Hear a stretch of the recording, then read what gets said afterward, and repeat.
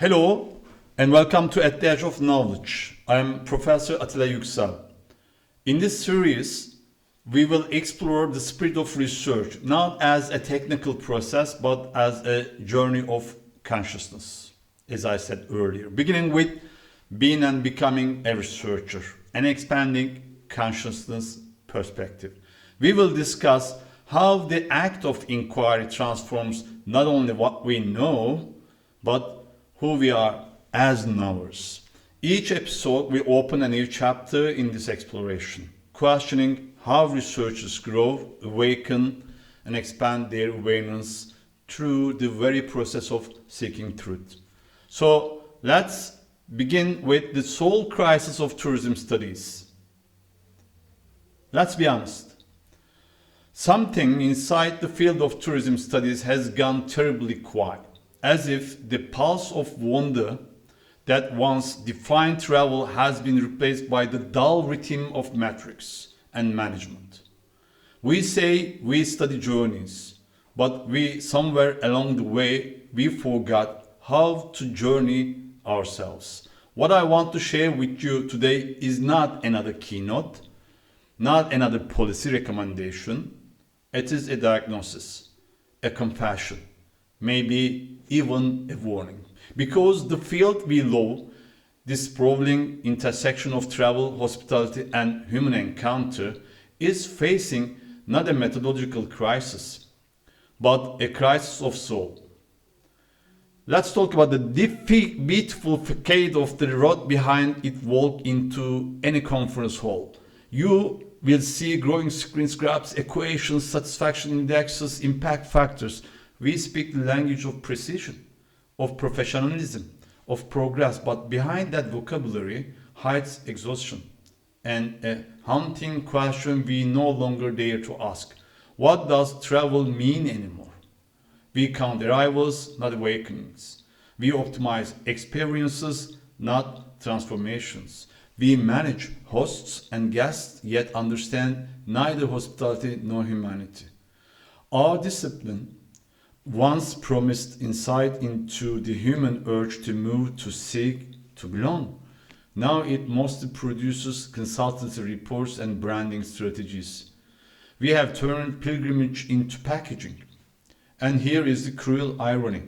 The more data we collect, the less we see. Our instruments are sharper than ever, and yet our vision has never been so blurred. Tourism studies, the supposed interpreter of human movement, has become a system of stillness, efficient, repetitive, dead inside. So let's talk about the four pathologies of a field in denial.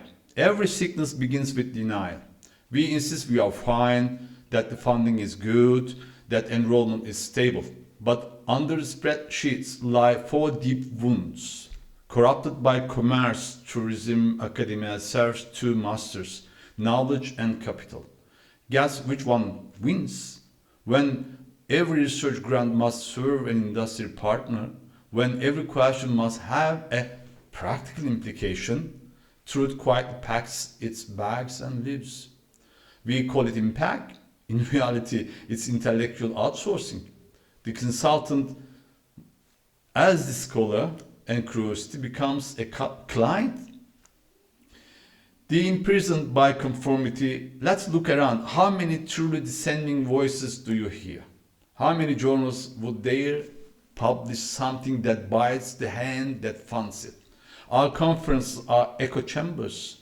Everyone applauds politely because no one wants to risk being the heretic. We mistake politeness for collegiality and consensus for truth. And the third, exclusion. Despite all our talk of inclusion and diversity, the intellectual map of the field is shockingly narrow. Non-Western, non-positive, indigenous, or poetic perspectives are politely othered, mentioned in footnotes, rarely in frameworks. We study the global south through the northern eyes, then congratulate ourselves for being reflective and reflexive. Meaninglessness, and beneath it all lies the deepest wound, a philosophical void. We have stopped asking why travel matters, what hospitality does to the soul, what movement reveals about the human condition. We know everything about true satisfaction, but almost nothing about human longing. Our theories measure behavior, they rarely touch consciousness. This is what happens when a field confuses management with meaning. Let's see the mirror we refuse to face. Now, here is the most uncomfortable truth from my point of view. The problem isn't out there in the institutions, the publishers, or the reviewers. It's in here. Every structure we criticize is a projection of our collective psyche. The commercialization, the echo chambers, the fear, they are not external parasites. They are mirrors. Tourism studies suffers because it is researchers suffer from the same thing. The unexamined self. We claim to study consciousness, but how many of us practice it? We claim objectivity, but hide behind it to avoid our own vulnerability. We dissect the tourist gaze while remaining blind to the gaze that shapes our own seeking. This is the ultimate illusion, that we can study the world without studying ourselves. Until we break that illusion, every methodological reform will be just cosmetic. So, what do? We don't need another paradigm shift. We need an existential shift. The cure not come from more statistics or even new theories. It will come from new state of being. Enter the idea of the research in process. The scholar who treats research as an act of self-transformation. Someone who knows that every study is also a mirror. That knowledge without self-knowledge is empty. This isn't self-indulgence. It is radical rigor. Because until the researcher evolves, the research cannot. So let's talk about these three awakenings that we may experience. Every genuine intellectual awakening follows a rhythm, a quiet arc of realization. The first awakening, the question, it begins with discomfort, a subtle dissonance, a whisper that says, these models don't fit anymore. The data feels shallow. The frameworks feel small. Something inside starts to itch. The second awakening, the shift. The scholar turns the lens inward.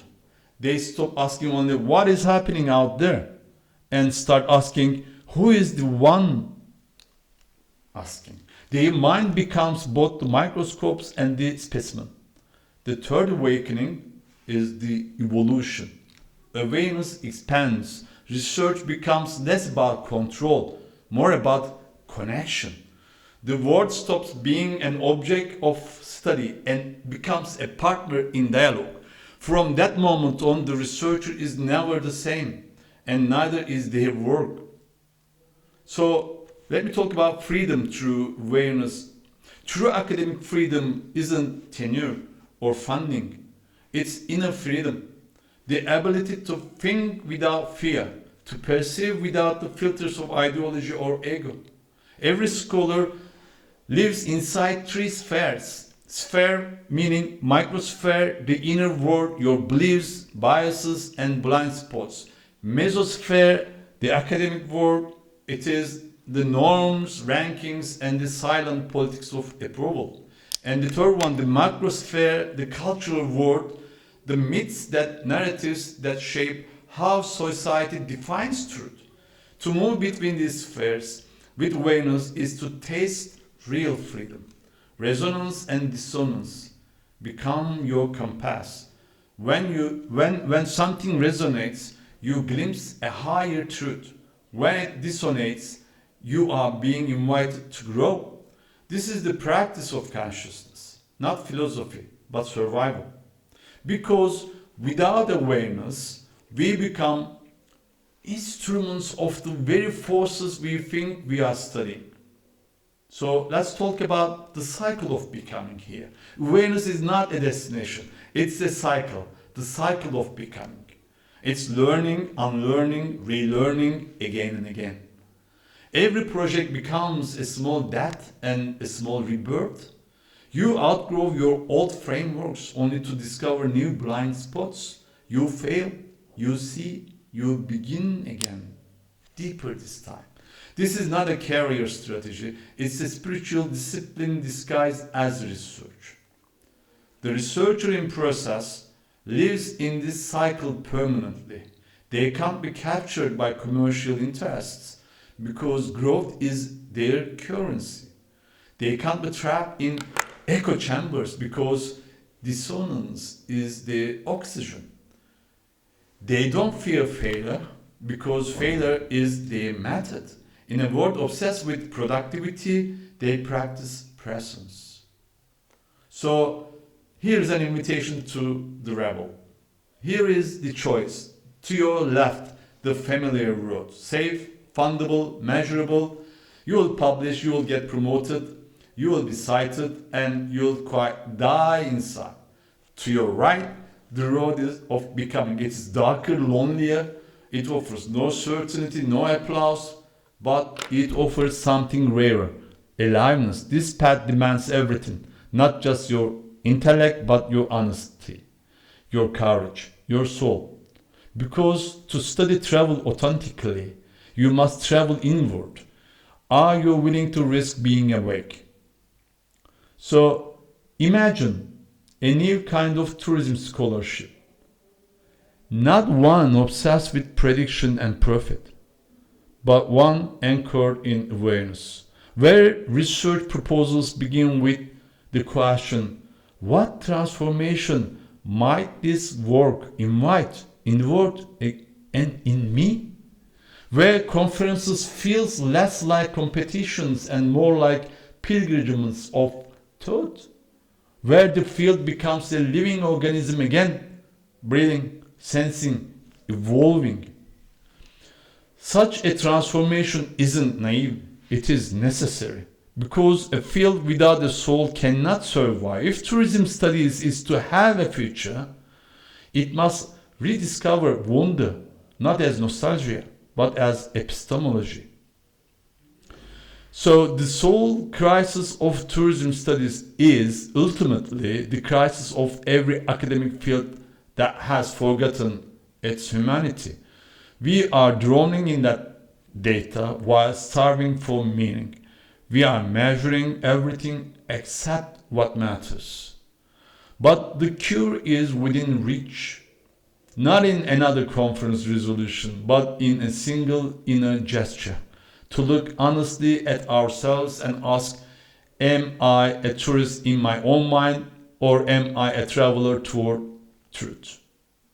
Perhaps this is the real journey our field was always meant to take, not toward destinations, but toward depth. Because when a researcher dares to see themselves clearly, the work they study begins to shine again. And maybe that's how the story of tourism and of academia itself finds its way back to meaning. Again, until next time, stay curious, stay awake, and never let your research forget its soul.